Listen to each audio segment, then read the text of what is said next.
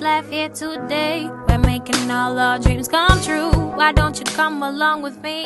Cause I love spending time with you, with you, with you. Spending time with you. When we wake up, we stay up. Got no time to waste. On the ground, we stay up. Can't let nobody face us. We on the way to the top. They coming for us. Which street stop to us? Nothing's impossible. That's why they call us dreamers. That's why they call us dreamers. Hey dreamers! We have like 15 minutes in the car while I wait for my friends, and there's something that I wanted to talk about. And I don't really produce sit-down videos anymore, and I want to do that, and I hope you guys like that. But I just want to talk about turning 25, because I made this video about turning 25 and all the lessons that I learned, but I want to talk about the application of them, right? So please refer to that video, because I don't really want to repeat myself. I'll try not to. I might, but I'll try not to. I do believe in the idea that your prefrontal develops around this age, or you get confirmation around this age. And I don't know if that's happening to me or not, but over the past couple of years, I've been wanting to get my life together. I've been wanting to work on my goals. I've been analyzing what my goals even are. And I've come to the point of like having the lessons that I've learned myself and that other people have shown me and taught me to practice them. And a few weeks ago, I had a conversation with two of my very, very good friends, and one of them made the suggestion that I didn't love myself. And I was like, what do you mean? I love Tahrifa down. And then I talked to my therapist about it, and she was like, well, maybe it affected you that way because there's a part of you that you don't love about yourself, and that part of you controls a lot of your decision making. And I had to really sit in that and be like, okay, yes, I do love myself. That's very clear. I do have unconditional love for myself. I sometimes don't have enough protective love for myself. Meaning, I let other people control my life. I let other people control my time. I let other people abuse me. I let that happen. As a transition, it's like, okay, you need to take control of your life. You need to choose yourself. And I preach that all the time. In certain areas of my life, I choose myself unconditionally.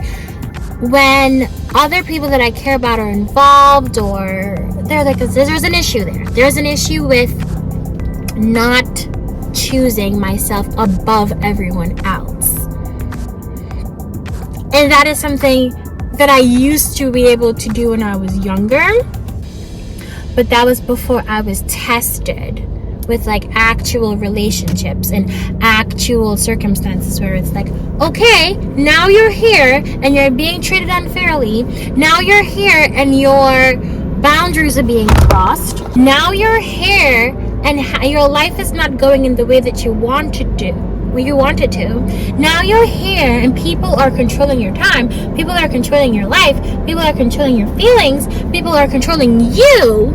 Now that you're here doing things you don't want to do, what are you going to do about it? How are you going to reclaim control over your life? How are you going to set up boundaries? How are you going to protect your peace? And I have watched that video that I made about the lessons that I have learned as though I wasn't the one that made it. My phone keeps on.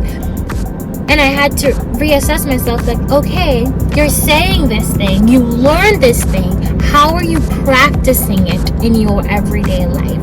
How are you practicing it when you don't feel the things that you should feel? And then I go back to the version of myself that had control over my time, that did everything I wanted to do, that took no for an answer, that shut up the phone in people's faces and slammed doors in people's faces if they did not respect my boundaries. This video does not want to be filmed. We're finishing this video. Okay? We're finishing it, even though Stan wants to act funny. But yeah, it's like, how are you protecting your peace? How are you showing up for yourself? How are you being the person that you say you are? And then I have to be like, oh no, everything has to change. Everything has to change. And you cannot, oh my god, it's too hot. It's too hot. I want to talk about manifestation and spirituality. And I kind of had this long video that I talked about my spiritual journey. So I'm not going to repeat everything I said there.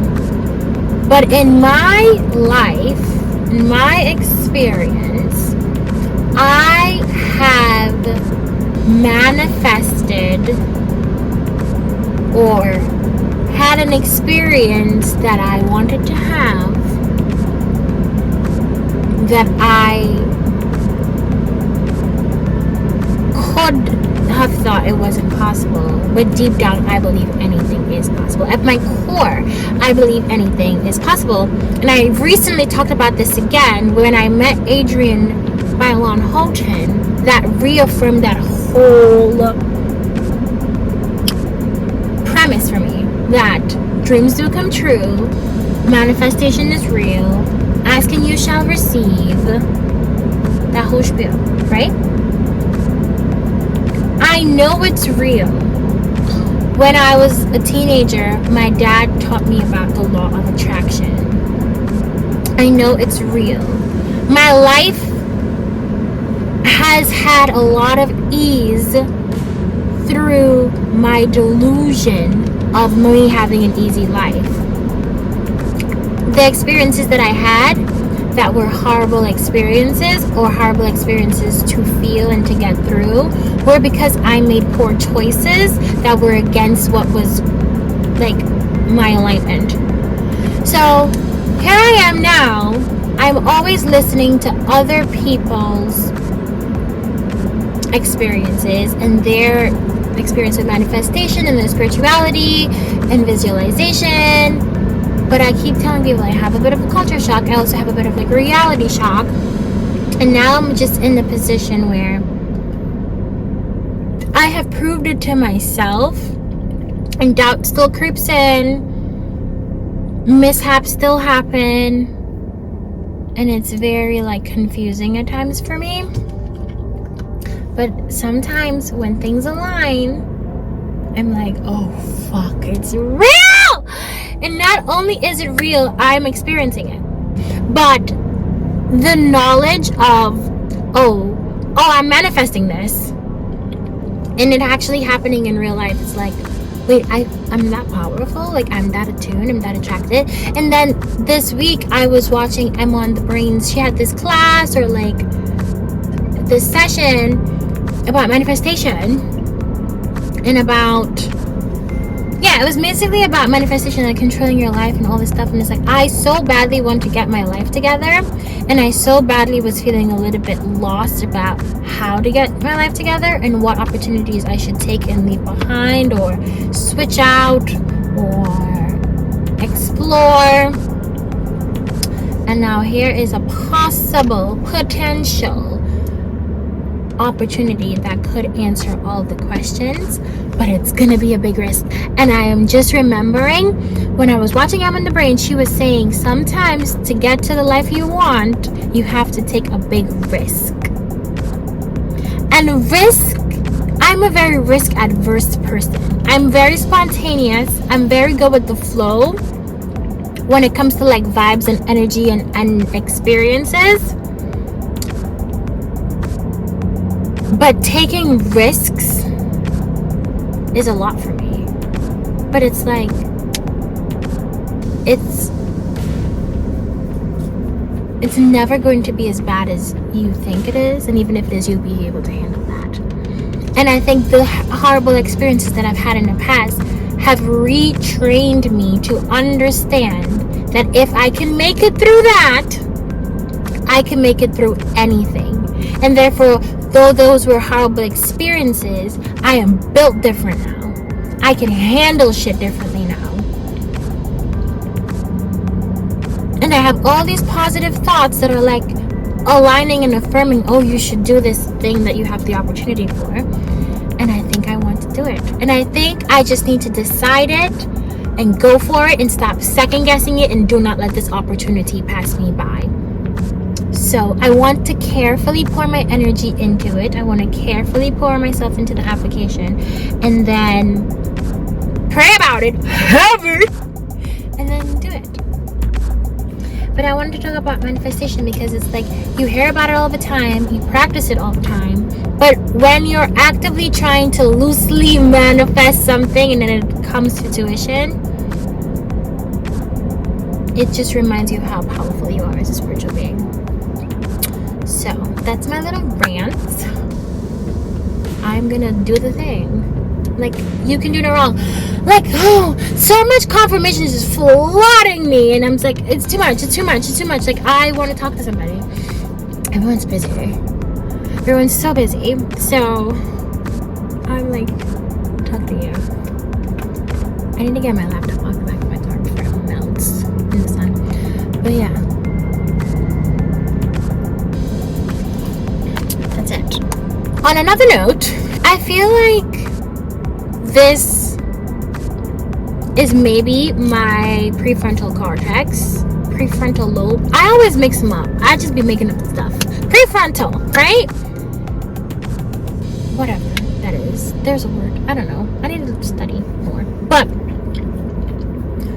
I have been wanting to get my life together every year since I moved here. Every year. I'm like, oh, I'm going to do this, I'm going to do that, I'm going to do this, I'm going to do that. I've been able to consistently keep up with some routines, and then other things have fallen off, started back, fallen off, started back. Guys, my type is bear with the curly hair. And I think that's his girlfriend, so I'm going to be respectful. But that's all you need to attract my attention. And it's just like, bear, curly hair, tall, nice, okay.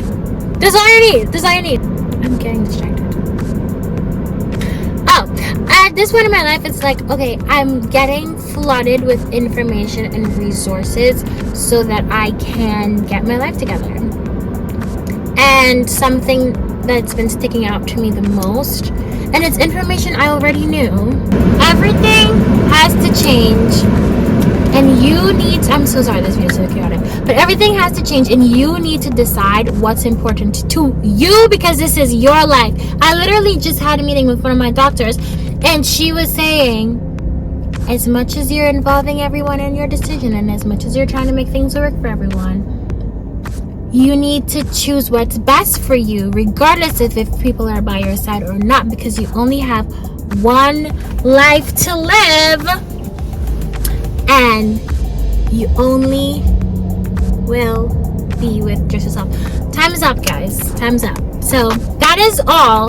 Thank you for watching. Please go watch the other video. I want to talk about this. I'm probably going to do another video on this, but this is your life. Choose what you want for yourself, and tell everybody to go suck the mother. But thank you for watching. Love you. Okay, bye.